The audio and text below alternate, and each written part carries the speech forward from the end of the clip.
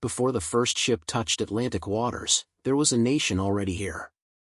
Long before the echo of European boots on American soil, the lands stretching from the Florida swamps to the Great Plains, from the deserts of the Southwest to the ice walls of Alaska, were thriving civilizations.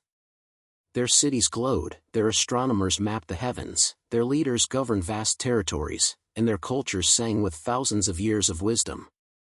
But everything changed the moment the Old World arrived. This is the story of the original Americans, their fierce resistance through centuries of upheaval, their quiet endurance, and the powerful return of their influence in modern America. And it's a story that ends not in defeat, but in revival. Before we dive into the main story, subscribe to our YouTube channel and click on the bell notification button for more interesting video like this.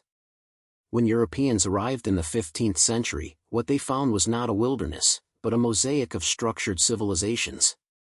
The Haudenosaunee Confederacy, Iroquois.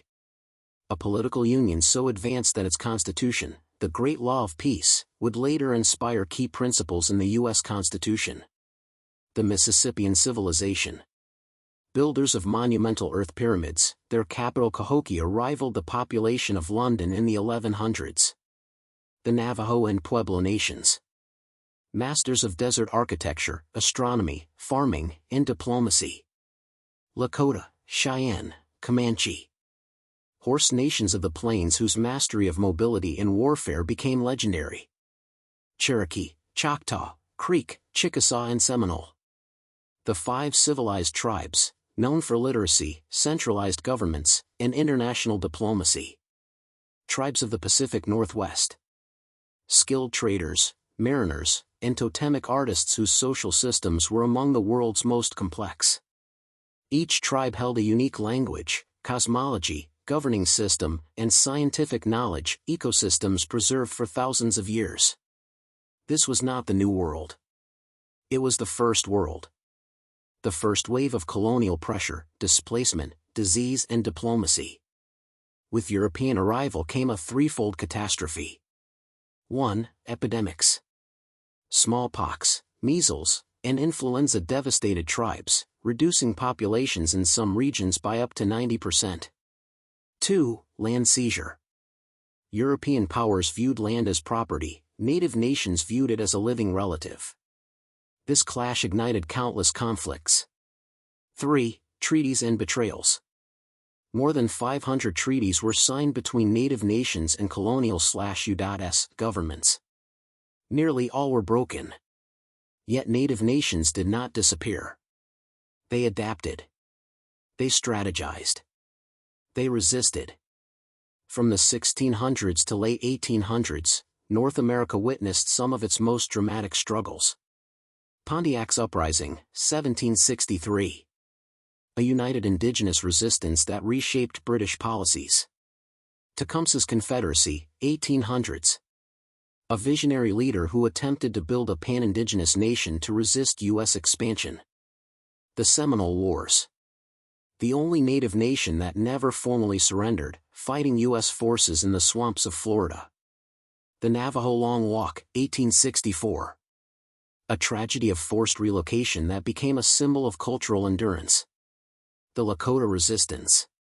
Including the legendary leaders Sitting Bull, Crazy Horse, and Red Cloud, their defeat of General Custer at Little Bighorn shocked the world. The wars ended, but the struggle did not.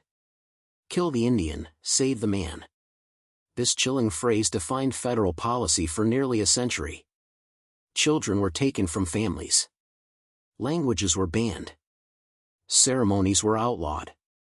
Names were changed. This was an attempt not just to conquer a people, but to erase an identity. Yet families whispered their languages in secret. Elders kept ceremonies alive underground. Stories survived in memory. The culture endured because the people refused to let it die. The rise of modern resistance 20th century to present. By the mid-20th century, Indigenous America ignited a new era of activism.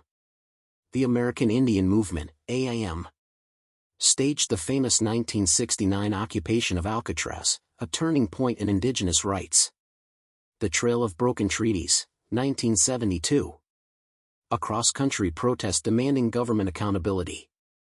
Wounded Knee Occupation, 1973. Brought global attention to native sovereignty. Language and Cultural Revival, 1980s, present. Dozens of indigenous languages have been revived. Ceremonies restored. Tribal colleges established. Governments strengthened. A global movement led by youth defending water and sacred land, creating a new generation of indigenous activism. Indigenous contributions to the growth of America. Despite centuries of oppression, Native peoples contributed massively to the development of the United States. Agriculture. 30 to 60% of crops consumed globally today originated from indigenous farms: corn, potatoes, tomatoes, beans, squash, peanuts, and more. Democracy and governance. The Iroquois Confederacy influenced the U.S. Constitution, federalism, and democratic debate culture. Military service. Native warriors have served at the highest per capita rate of any U.S. ethnic group. Navajo and other tribal code talkers helped win World War II. Environmental stewardship. Modern conservation strategies, controlled burns, sustainable harvesting, biodiversity preservation, are based on indigenous ecological knowledge. Culture and arts. From fashion to music, literature to architecture, indigenous influence is woven into American identity. Modern leadership. Native Americans now serve in Congress, run global businesses, direct films, lead universities, and shape national policy. Today, Native nations stand at a powerful crossroads. Sovereignty is strengthening. Economies are growing. Cultural identity is rising among youth. Indigenous knowledge is guiding global climate strategies. America is finally beginning to acknowledge its first peoples. This is not the end of the story. It is the return. As America confronts its future, climate change, social justice, cultural healing, the wisdom of its first peoples is becoming more valuable than ever. But one question remains: will America finally embrace the nations that were here first?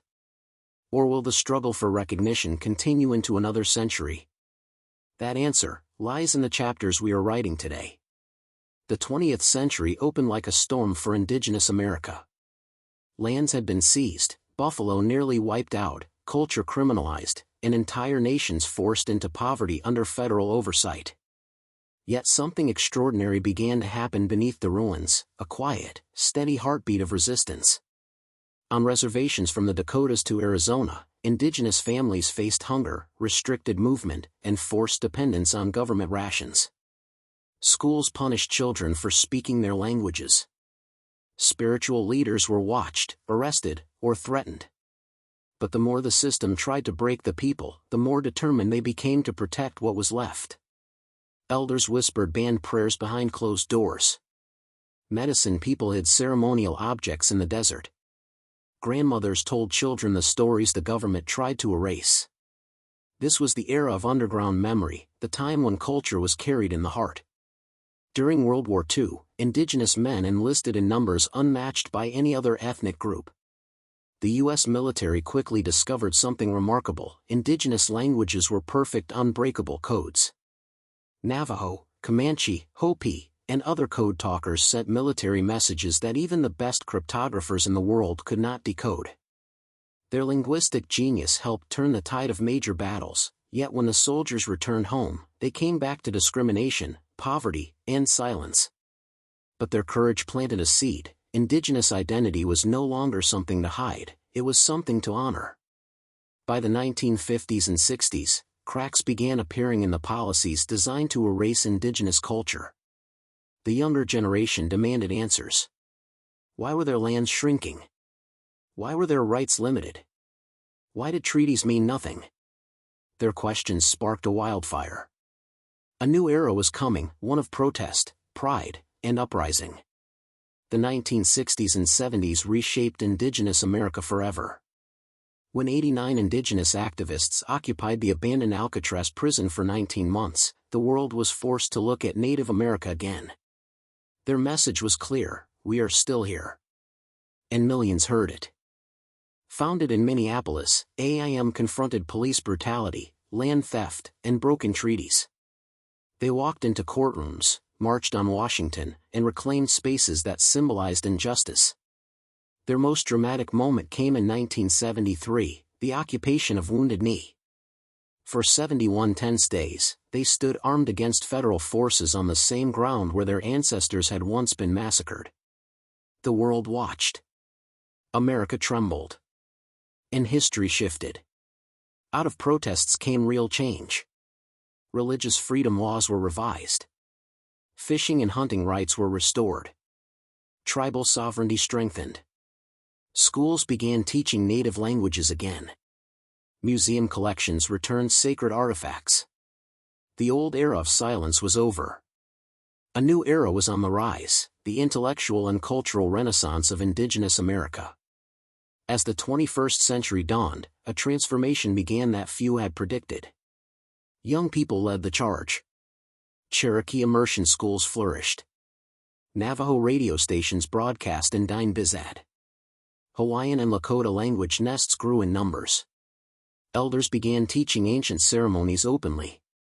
The very languages once banned now echoed through classrooms, songs, films, and poetry. For the first time in U.S. history, Native women entered Congress. Tribal chairpersons shaped national policy. Indigenous filmmakers won global awards. Native scientists led climate research. Economies on reservations grew through energy, agriculture, and tourism. This was not mere survival, this was revitalization. When the Standing Rock Sioux tribe said water is life and stood against pipeline construction, the world answered. Millions joined the movement, online and in person, forming one of the largest Indigenous solidarity actions in history. For the first time in centuries, Indigenous voices led a global conversation on climate justice, sovereignty, environmental protection, sacred land rights. The old narrative of victimhood was replaced with a new one: leadership, vision, power. Today, Indigenous youth use TikTok, YouTube, film, AR/VR, online education, tribal language apps, to teach their culture, tell their stories, and challenge stereotypes. For the first time since colonization began, Indigenous nations are shaping how the world sees them, and how they see themselves. From the forests of the Pacific Northwest to the deserts of Navajo Nation, from the Iroquois homelands to the ancient pueblos of the Southwest, one truth echoes across centuries. The first Americans were never defeated, only challenged. They were never erased, only silenced. They were never broken, only tested. Today, they rise with knowledge older than the United States itself. Their languages return. Their governments strengthen. Their youth lead with a wisdom rooted in memory and a vision aimed at the future. And now, America stands at an unexpected crossroads. Its greatest lessons about sustainability, justice, community, and humanity may come from the very nations it once tried to destroy. The story is no longer about survival. It is about resurgence. Revival. Rebirth. This is not the end. It is the beginning of a new chapter, the return of the first peoples. Want more stories like this? Hit subscribe so you don't miss any of our story, because it's just getting started.